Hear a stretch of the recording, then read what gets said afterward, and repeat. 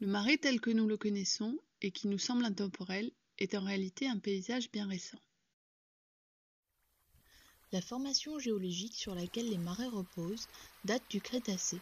Ce socle calcaire du bassin d'Aquitaine présente une succession de plis d'axes nord-ouest-sud-est qui déterminent la formation du golfe de Saintonge. Les côtes de Charente-Maritime ont notamment été marquées par une élévation du niveau marin durant les derniers millénaires nommée la transgression flandrienne.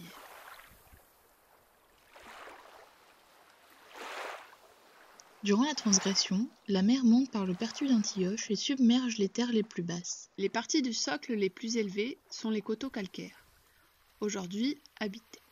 La mer dessinait alors un littoral très découpé où se distinguaient les caps de Marennes ou Port-des-Barques et les îles Oléron, Hyères, Érablais, La Loubresse ou Malègre. Le littoral planté de chênes noirs et d'ormes cernait une baie où quelques îles émergeaient. Le golfe était peuplé par les Santons qui y pratiquaient la pêche et commençaient le trafic maritime de céréales et de bois. À l'arrivée des Romains, la géographie du site et son potentiel d'ensoleillement permet la mise en place de cultures de sel. La construction des marais salants passe par des prises progressives sur l'espace immergé, accompagnées par le recul de la mer, comblant peu à peu le golfe. Des chenaux permettent d'atteindre les ports, les marais sont nivelés en jas et bosses. Débute alors la grande période du sel dans le golfe de Saintonge. Considéré comme l'or blanc, le sel est un bien très recherché. Son exploitation initie de profondes modifications dans le paysage littoral, jusqu'à présent préservé. Au XVIe siècle, l'essor économique par le commerce du sel permet le développement de ports sur le littoral et sur les îles. Au nord de l'île d'Hyères est fondée la ville de Jacopolis, qui deviendra Brouage. La fille de la vase et du sel est alors connue jusqu'en mer Baltique pour la qualité de son sel. À la fin du XVIIe siècle, l'activité salicole commence à décliner. Les taxes trop élevées découragent les sauniers, les marais salants sont abandonnés et deviennent des marais gâtes, tandis que la population fuit les terres insalubres. À l'initiative du sous-préfet Le Terme, un réseau dense de fossés est conçu.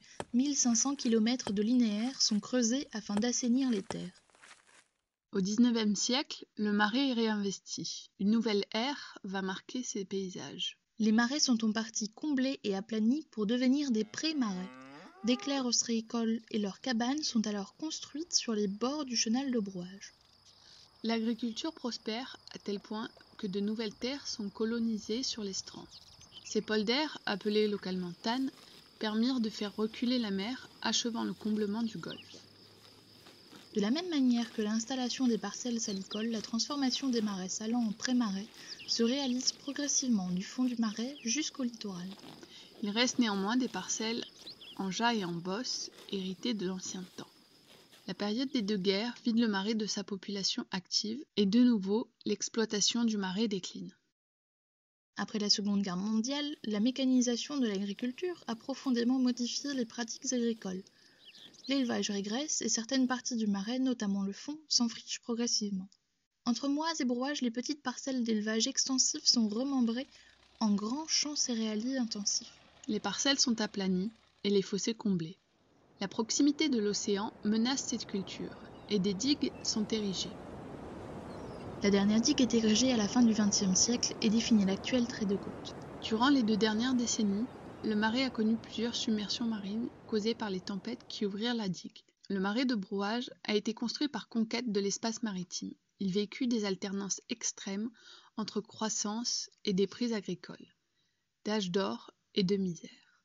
Toutes les mutations qui marquèrent son paysage furent à l'initiative des hommes pour l'agriculture.